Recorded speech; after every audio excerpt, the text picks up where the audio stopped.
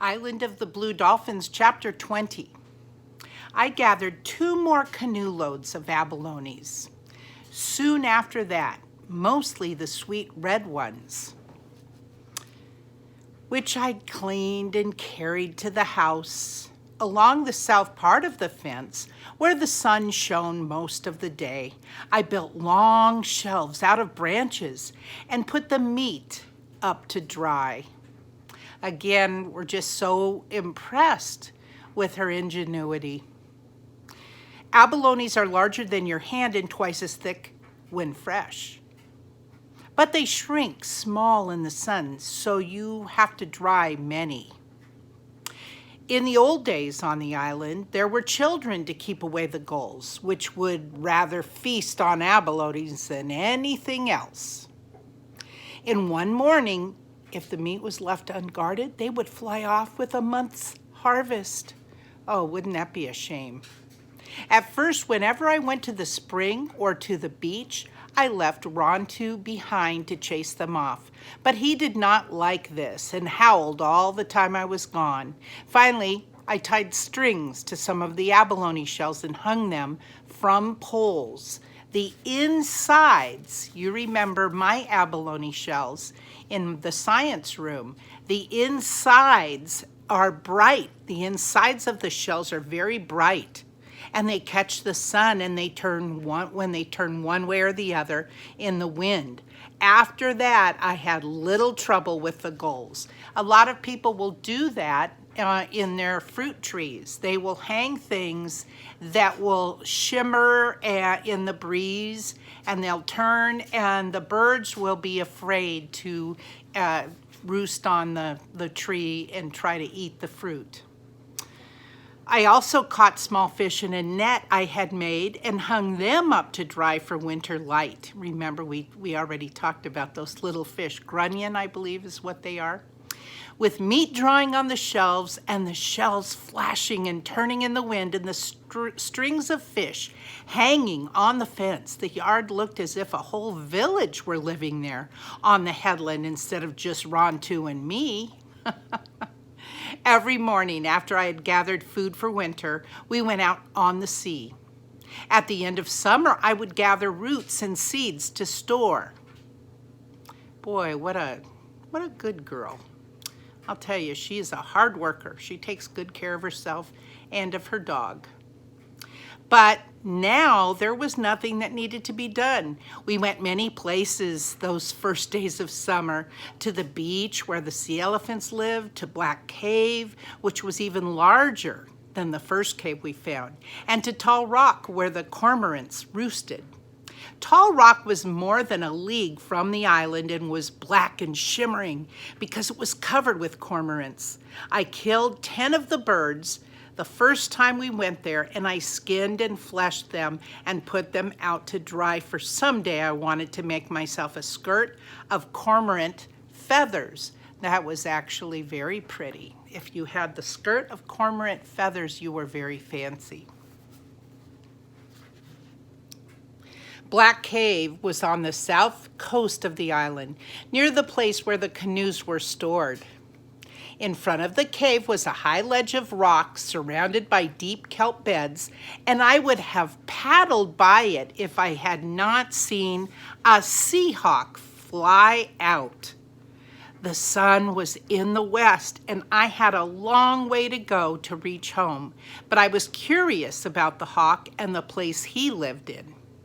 The opening of the cave was small, like the one in the cave under the headland, and Rontu and I had to crouch low to get in. Would you crouch low to get somewhere? That would be scary to me. I think I'm a little claustrophobic when I'm in a small space like that, especially a cave. Whoa! But boy, is she brave. And she just loves to know what's on the island. Oh my goodness. Weak light came from outside, and I saw that there were in a room with black shining walls that curved high overhead. At the far end of the room was another small opening. It was long and very dark, but when we reached the end of it, We were in another room, which was larger than the first and lit with a shaft of light. The light came from the sun, which shone down through a jagged crack in the ceiling. Seeing the sun shining down and the black shadows drifting over the walls, Rontu barked and then he began to howl. The sound echoed through the cave like the howling of a whole pack of dogs. It sent a cold feeling down my back. "Be quiet," she told Rontu. "Be quiet," I shouted, putting my hand over his jaws. My words echoed in the room. I turned the canoe around and started back toward the opening. Above it, on a deep ledge that ran from one side of the room to the other, my gaze fell upon a row of strange figures. There must have been 24 of them standing against the black wall. They were as tall as I, with long arms and legs, and short bodies made of reeds and clothed in gold feathers. Each one had eyes fashioned of round or oblong discs of abalone shell, but the rest of their faces were blank. The eyes glittered down at me, moved as the light on the water moved and was reflected upon them. They were more alive than the eyes of those who live.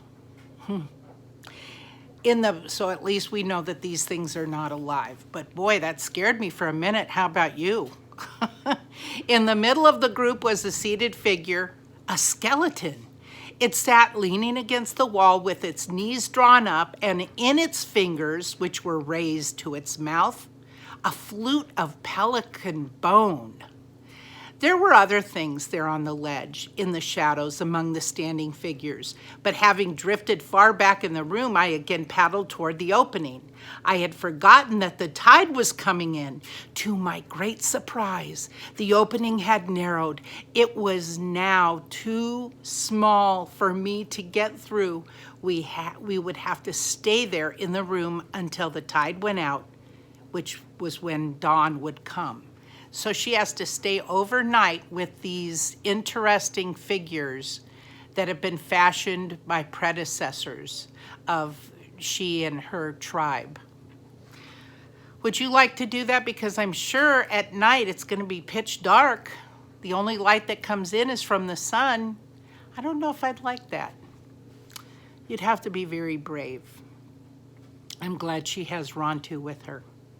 Not that anything's going to happen. Those things can't come to life, but it just, it's fear of the unknown, I guess. And now, of course, I would pray the whole night. I don't know, how she did it. Let's read. So I paddled to the far end of the cave. I did not look back at the glittering eyes of the figures on the ledge. I crouched in the bottom of the canoe and watched the shaft of light grow weak. The opening out to the sea grew smaller and finally disappeared. Night came and a star showed from the crevice overhead. Thank goodness, a light from the star is going to keep her company also. The star passed out of sight, and another took its place. The tide lifted the canoe higher in the room, and as the water lapped against the walls, it sounded like the soft music of a flute. It played many tunes through the long night, and I slept little. I bet she didn't sleep very much, watching the stars change. I knew that the skeleton who sat on the ledge playing his flute was one of my ancestors. That's true. And the others with the glittering eyes, though only images, were too, but still I was sleepless and afraid. This is a little part of her history looking down on her right now. Of course, they're not alive, they can't see, but it is interesting, an interesting feeling. I suppose this cave once had a name, I said to Rontu, who was as glad to be free as I was. Oh, I'm sorry, I skipped a paragraph. With the first light, this is not going to surprise you. With the first light, another high tide almost setting, we left the cave. I did not look at those standing quietly on the ledge or at the flute player playing for them, but paddled fast out into the morning sea, nor did I look back. I suppose this cave once had a name, I said to Rontu, who was as glad to be free as I was. I don't blame him. Oh my, what a night they had. But I have never heard of it, or I've never heard of it spoken about. We will call it Black Cave and never in all our days go there again. When we came back from our voyage to Tall Rock, I hid the canoe in the cave below the headland. It was hard work, but each time I would lift the canoe from the water onto the ledge, even though I planned to go out the next morning. So she was very diligent about taking good care of that canoe and putting it in the proper place. How about you, boys and girls? Do you put your sports equipment away, your school supplies, your school books? Are you diligent about putting your shoes away, your dirty clothes in the dirty clothes hamper, or wherever your mother wants you to put it, basket? Are you diligent like she is? Because I think that that's just such an honorable thing to be. So she put that, and that was hard work. She had to carry that, and very hard work too, because even though she had made sure that she scaled down the canoe, rebuilt it, it was still very heavy. I just love this girl. 2 summers had come and gone, and the Aleut hunters had not returned, yet during these days I always looked for them. At dawn, as Rontu and I went down the cliff, I would watch the ocean for their sails. So she is what, about 14 now? Wow, unbelievable. The summer air was clear, and I could see many leagues. Whenever we went in the canoe, I would never be gone longer than half a day. Well, that's pretty wise. On the way home, I always paddled close to shore and looked for them. I had hidden the canoe and climbed the cliff with the 10 cormorant skins slung over my back. At the top of the cliff, I stood for a while gazing at the sea. There were some small clouds on the water. One of them, the smallest, did not look like the others. And as I watched, I saw it was a ship. The sun made bright scales on the water, but I could see clearly. There were 2 sails, and it was a ship coming toward the island. For a long time, I could not tell the color of the sails. I wonder if it could be the white men, though now I thought about them little and seldom looked for them. I left the cormorant hanging on the fence, the cormorants that she had just gathered, and I went to the rock on the headland. I could see no better than the rock because the sun was low. I could see no better from that rock, and the whole ocean was covered with light. Then as I stood there, I remembered that the white men's ship would come from the east. This one had come a different direction, from the north, and that is where the Aleuts live. Wow. Oh my.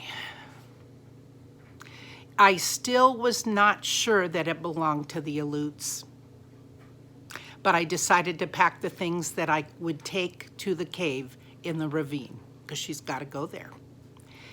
There was much to take.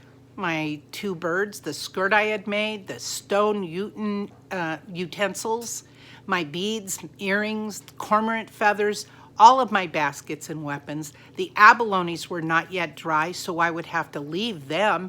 When I had packed everything and put it beside the hole under the fence, I went back to the headland. I lay on the rock so I would not be seen, and I peered over it.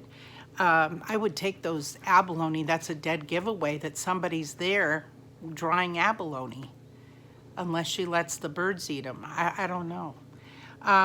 What a shame, though, after all that work. Whew. For a moment, I didn't see the ship. And then I saw it. It had traveled faster than I thought it would. It was already rounding the kelp bed, close to the rocks of Coral Cove. The last of the sun shone on the ship on the bow, which was made like of the beak of a bird, and on the 2 red sails. I knew that the Aleuts would not come on shore in the dark, and that I had until morning to carry my things to the cave, but I did not wait. Most of the night I worked, making 2 trips to the cave. At dawn, when everything had been moved, I went back to the house for the last time. There I buried the ashes of my fires, threw sand over the shelves of the floor. I took down the shells I had put up to scare the gulls, tossed them and the abalones over the cliff. At last, with a pelican wing, I brushed away the marks of my feet.